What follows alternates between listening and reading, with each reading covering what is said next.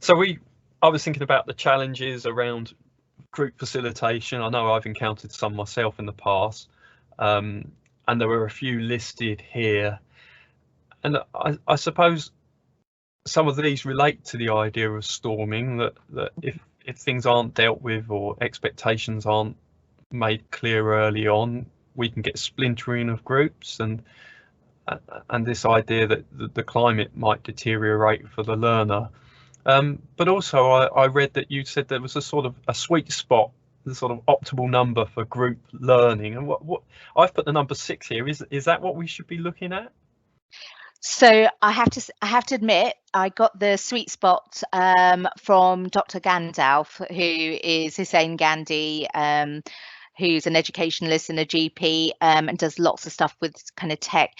But it really resonated for me. I think we do have larger groups, and I think we've got some references at the end, but sort of Jacques says, when you've got a small number, less than 4 or 4 to 6, I would say, actually you can really maintain safety. People can get to know each other, feel really safe.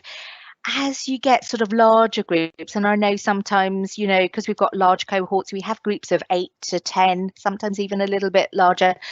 Actually, it's a bit harder to maintain that safety, and people can start hiding, and you can get a bit of splintering, or groups can become a bit sort of dysfunctional and divisive. And so I think when you've got those larger groups, the way I and I know we'll talk about this later, is that actually you can still break down a bigger group into smaller groups and increase that safety. So I'm not sure it's sort of absolutely rooted in literature, but it sort of instinctively makes a bit of sense to me.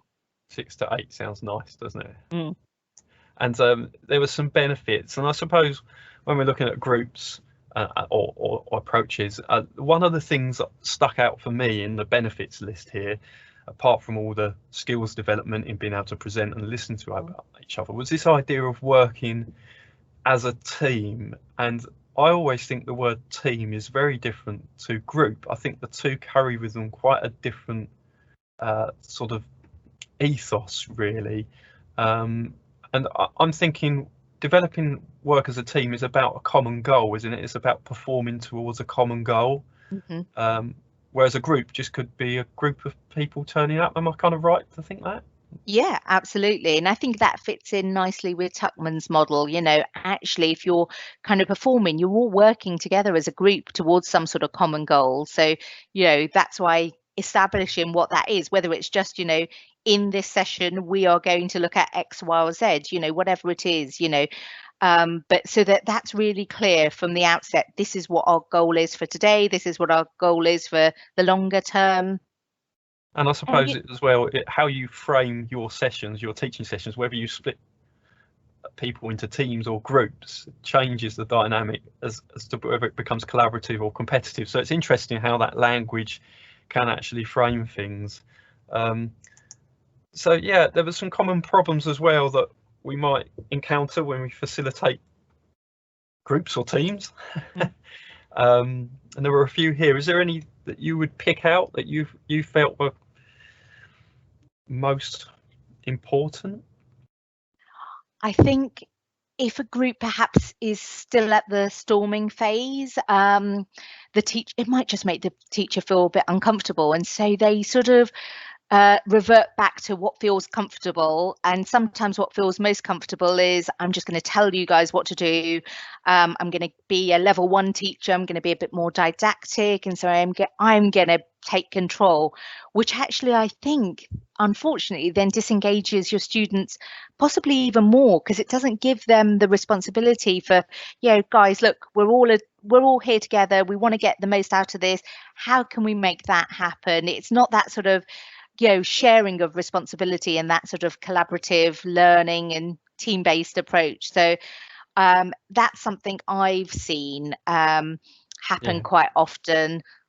And I think this is really important. We were talking, I was talking with some students before about imposter syndrome, and this idea that actually our biographies as a learner will revert to what feels safest. So it might be that we take a didactic approach, but actually that can become quite stressful as well, because then you are putting yourself in the position of having all knowledge, and so you've got this weird sort of strange balance to try and deal with. One, not feeling that you know enough, and on the other stage taking too much control when groups need to learn how to learn together. So that's really useful to sort of look at. And the final thing I wanted to talk to you about really was the sort of teaching strategies to promote interaction. And I know there's quite a long list here that we could cover, and I'm going to provide some sort of useful literature for some learners that will be seeing this video. But I wanted, the one I perhaps hadn't really thought so much about is the idea of sort of soapbox debates. So I didn't know whether you could just tell us a bit more about those and what their function is. Sure. I have to say it's probably one of my favorite ways to kind of really encourage discussion and learning and looking at different perspectives. I often find that the people I learn the most from are the people who really think very differently to me, maybe even have an opposing view to me.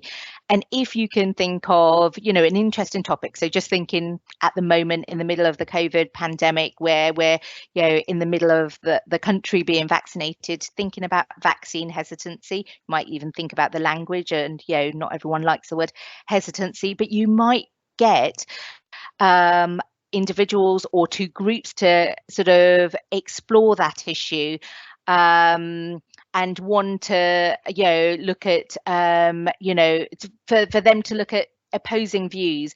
And I would encourage students to, maybe those that maybe have a better understanding or of vaccine hesitancy, to actually look at the opposite argument and sort of say, well, that doesn't make sense to me, everyone should be having their COVID vaccination. And then the groups that actually maybe there are individuals who think, well, gosh, I don't get why people wouldn't. Maybe they could explore a little bit more why there might be reluctance. So, really, challenging yourself, I think, within a group. I think it's quite a fun way to learn.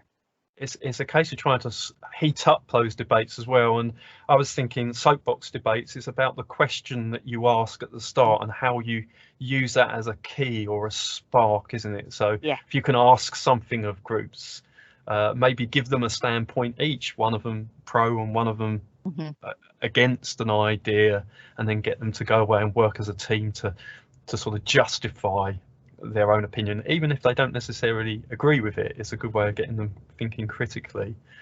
So that's been really interesting, and I think we've discussed a number of things there that people can go away and look further at. There's a couple of useful references that I think will help to give people some guidance. And other than that, I think we've covered most of what we wanted to cover. Was there anything else you wanted to say, Rini, at that point? No, I just think, these are really accessible sort of, items of reading, like really easy open access articles. So I'd encourage everyone to have a look at them. I guess the only other thought I had was, when we meet face to face rather than online, as we're doing at the moment, I often, as a teacher, would think a little bit more about the setup of the room and observing sort of how the dialogue is sort of flowing. Is it all coming to me as the teacher, or what I would prefer is that it's bypassing me and it's going, in all sorts of different directions between our learners? That's when, as a kind of facilitator, I think I'm doing a good job. They're not directing their questions to me, they're talking to each other. And so that might be something that, and I think you can do that online as well, but I think it's just a little bit more tricky, but you have to notice that. And it's a topic of discussion that I had with the students in our teaching and primary care module around proxemics, and the idea of how you set a room up is quite conducive to different relationships. But then we had a look at the Zoom screen and we were trying to work out, what does that all mean? And there's so many different ways that we interact nowadays. It's about finding that proxemic setup perhaps that works best for the group you've got in front of them. So I suppose there's no hard one rule, but it's been really, really interesting to talk to you about that, Rini. Thank you very much. No problem. That was lovely chatting to you too. Thank you, Martin. Thanks a lot.